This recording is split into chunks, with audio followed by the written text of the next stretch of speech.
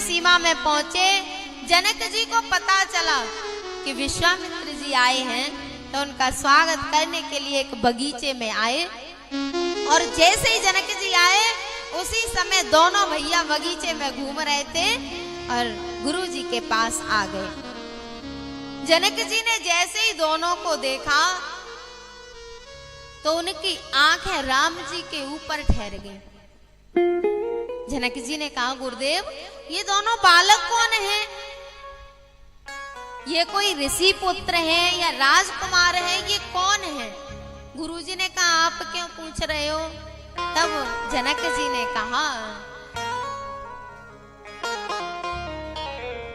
सहज विराग रूप मन मोरा,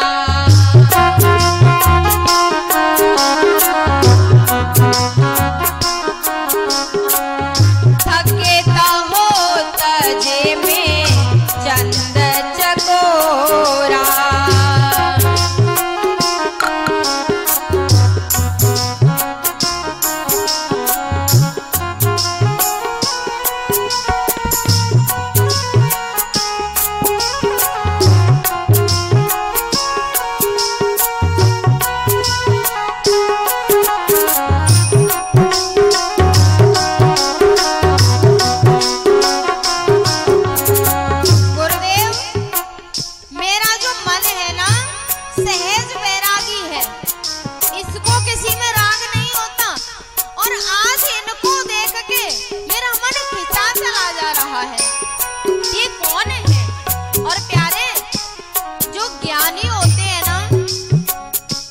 उनको जल्दी से रोना नहीं आता। ज्ञानी अपनी बुद्धि से तर्क वितर्क करके उसका पूरा आकलन करने के बाद समझता है, लेकिन जो भक्त होता है उसको हर बात पे रोना आता है। लेकिन आज राम जी के सामने जनक जैसे ज्ञानी रो रहे हैं।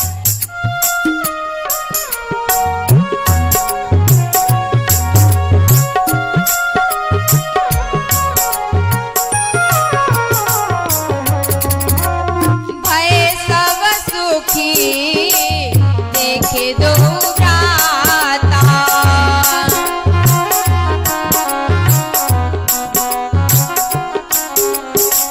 बारे बिलोचन पुलकित गाता।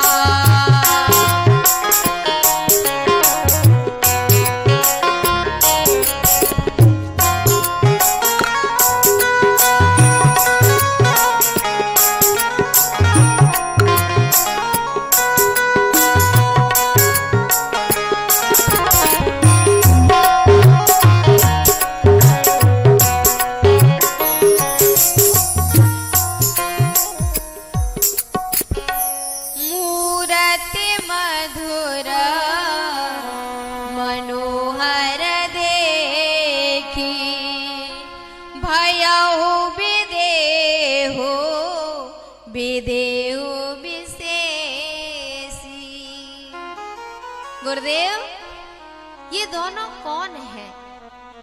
विश्वामित्र जी ने कहा, बोले ये दशरथ के राजकुमार हैं और ये यज्ञ को संपन्न कराने के लिए, यज्ञ की रक्षा करने के लिए आए थे।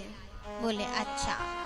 और जनक जी चले गए अपने जो साथी थे उनके साथ, और राम लक्ष्मण दोनों गुरुजी के पास बैठे हैं। राम जी ने गुरुजी से कहा, गुरुदेव, लखन जनकपुर देखना चाहते हैं। गुरुजी ने कहा, लखन देखना चाहते हैं तो कह क्यों नहीं रहे? बोले संकोच के कारण नहीं कह रहे। गुरुजी सोचने लगे कि लखन और संकोच दोनों उल्टी बातें हैं। लखन तो कभी किसी के सामने संकोच करते ही नहीं है, लेकिन गुरुजी समझ गए कि कुछ ना कुछ दाल में काला है। आंखें बंद करके देखा तो देखा कि उस जनकपुर की जो नारियां हैं ना, वो जन्म जन्मों की ऋषि मुनि तपस्विनी हैं, और वो राम जी के दर्शन पाने के लिए उस जनकपुर में आई हैं। और उनको जैसे ही पता चला कि हमारे प्रभु जनकपुर में आ गए हैं, तो वो मन ही मन राम जी को बुला रही हैं। उन्होंने कहा भगवान हमारे तो बहुत बंधन है, हम नारी हैं, आपके दर्शन करने नहीं आ सकती, लेकिन आप तो परम स्वतंत्र हैं, आप तो आ सकते हैं ना। राम जी ने गुरु जी से कहा लखन हृदय लाल सा विशेषी, जाय जनकपुर आई देखी। गुरुदेव यदि आपकी आज्ञा हो तो मैं लखन को जनकपुर दिखा लाऊं। गुरुजी ने कहा राम आप पहले कभी जनकपुर आए हो? बोले नहीं। बोले आपने जनकपुर देखा है? बोले नहीं। बोले तो आप लखन को कैसे दिखा लाओगे? जनकपुर को तो वही दिखा सकता है जो यहाँ का मूल निवासी है, या फिर जिसने पहले देखा है। लेकिन प्यारे जब महात्मा और परमात्मा हमारे नगर में आता है ना, तो जो विभीषण जैसे होते हैं वो तो जाग जाते हैं, पर कुंभकर्ण जैसे जागने वाले, विभीषण भी सोए हैं और कुंभकर्ण भी सोया है। लेकिन जैसे ही हनुमान जी लंका में पहुंचे और विभीषण की कुटिया के सामने पहुंचे, रामायुध अंकित ग्रह शोभा वरन न जाए, नव तुलसी का वृंद तह देख हरसि कपिराए। जैसे ही देखा कि अरे इस छोटी सी कुटिया पर राम जी के आयुधों का निशान और तुलसी का पौधा, हनुमान जी तो सोच ही रहे थे, कुछ कहा नहीं अभी। लेकिन जैसे ही विभीषण की कुटिया के सामने खड़े होके सोच ही रहे थे, ते ही समय विभीषण जागा और जाके क्या कर रहा है? राम राम हे राम हे राम। हनुमान जी समझ गए कि कोई ना कोई भक्त है। जो भक्त है वो तो साधु के आने पर जाग जाएंगे, लेकिन कुंभकर्ण थोड़े ही जागेगा। उसको तो जब मोह जाएगा, भाले तलवार उनसे पूछेगा तब खड़ा होगा वो तो, और फिर खड़ा होने के बाद भी कुछ काम नहीं करेगा। उसको मांस मदिरा उल्टे सीधे खान पान देंगे तब खड़ा होगा। तो प्यारे जो भक्त होते हैं उनको तो जैसे ही पता चल जाए कि कोई साधु आया है या भगवान की कथा आई है, तो वो तो चल पड़ते हैं, धाए धाम काम सब त्यागी। लेकिन जो कुंभकर्ण होते हैं वो सोचते हैं अरे अभी तो 9 दिन चलेगी, एक दिन हाजिरी लगाए आएंगे। दोनों सोए हैं। और ये जो नारियां है ना, धर्मशील ज्ञानी गुणवंता, ये तो भगवान की जन्म जन्मों की भक्ता है। अब घर से ही आवाज लगा रही हैं, बोले आप यहाँ तक तो आ गए, अब हमें दर्शन और दे जाओ। गुरुजी ने कह दिया जाए देख आओ बहु नगर, सुख निदान दो भाई, और सुफल करव सबके नयन, सुंदर बदन दिखाए। जाओ देख आओ।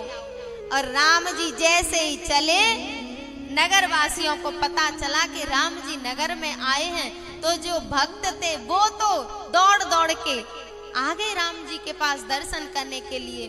लेकिन जो ज्ञानी थे ना, वो अपने घरों से ही देख रहे हैं, बाहर नहीं आए। जुवती भवन झरोखन लागी, देखे राम रूप अनुरागी। वो घर से बाहर नहीं निकली, उसी में से देख रही है कि हाँ बढ़िया सुंदर राजकुमार आए हैं। भैया राम जी भरत लखन जी को जो धनुष यज्ञ था ना, उसके दर्शन करा रहे हैं। लखन जी को अपनी दृष्टि से दिखा रहे हैं। राम दिखावहे अनुजहि रचना, कहि मृदु मधुर मनोहर बचना। लखन जी को दर्शन करा रहे थे कि देखो यहाँ पर यज्ञ होना है, ये धनुष है, सब चीज के दर्शन करा रहे। और दर्शन करा के राम जी पूरे नगर की परिक्रमा लगा के और फिर धनुष यज्ञ में पहुंच गए जहां पर यज्ञ होना था।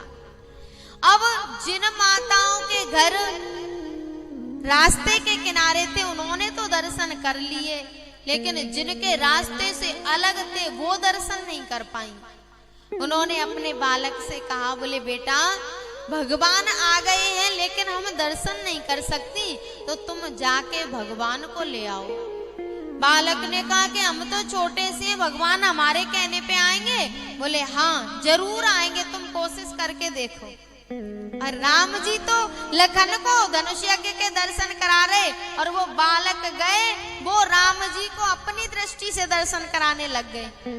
उन्होंने कहा भगवान हमारी आपके जैसी स्थिति तो नहीं है, पर आप अपनी स्थिति से थोड़ा सा नीचे आ जाओ और हमारी दृष्टि से भी दर्शन कर लो।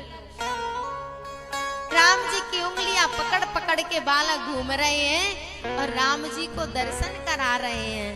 पुरबालक कहे कहे मृदु वचना, सादर प्रभु हे दिखावहि रचना।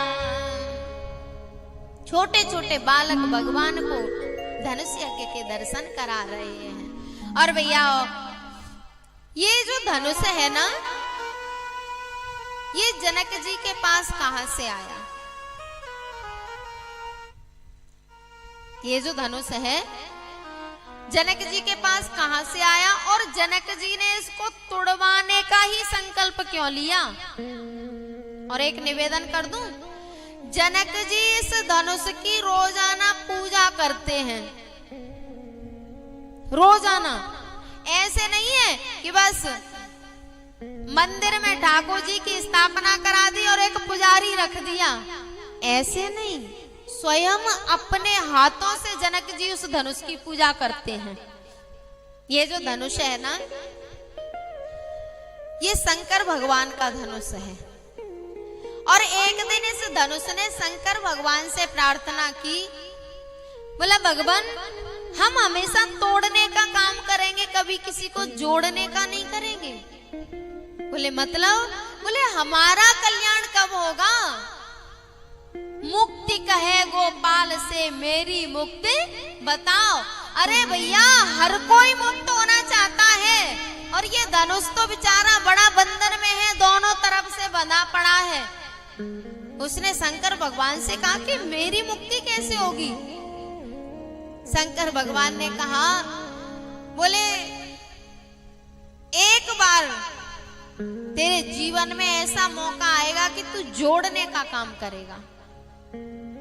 बोले जब राम जी जनकपुर में आएंगे ना, तो सीता जी का और तुम्हारे राम जी का विवाह तुम्हारे ऊपर आधारित रहेगा। जब तुम टूट जाओगे तभी उनका विवाह होगा।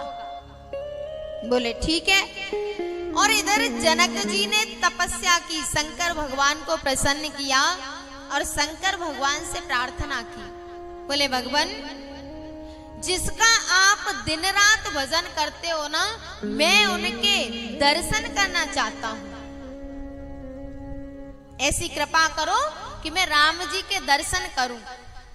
तब शंकर भगवान ने जनक जी को यह धनुष दे दिया और कहा कि इस धनुष को ले जाओ, इसकी पूजा करो और इसकी पूजा करते रहो।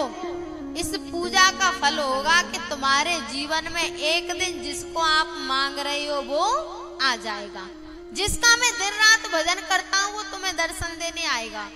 बोले ठीक है। उसी दिन से जनक जी इस धनुष की पूजा करते हैं।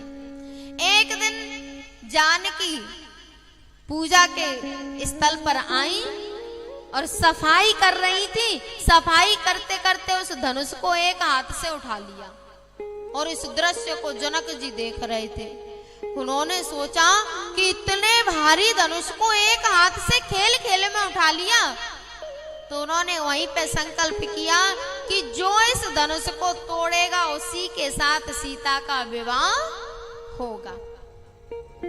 अब राम जी उसी धनुष के पास दर्शन करने आए हैं। बालक आए, बालकों ने दर्शन कराए राम जी को और प्रार्थना की, बोले भगवान हमारी माँ आपका इंतजार कर रही है, आप कृपा करें। राम जी ने कहा ठीक है।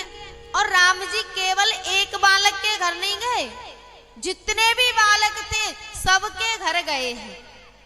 और जैसे ही बालक राम जी की उंगली पकड़ के अपनी माँ के पास पहुंचा तो मैया तो इंतजार कर रही थी, सोच रही थी कि पता नहीं आएंगे या नहीं आएंगे, छोटा सा बालक है। लेकिन जैसे ही उसने देखा कि छोटा सा बालक भगवान की उंगली पकड़ के खड़ा है, तो अब सोच रही है कि पहले भगवान को प्रणाम करूं कि अपने बालक को प्रणाम करूं, क्योंकि जो भक्त को भगवान से मिला दे वही तो गुरु है, जो जीव को ब्रह्म से मिला दे वही तो गुरु है।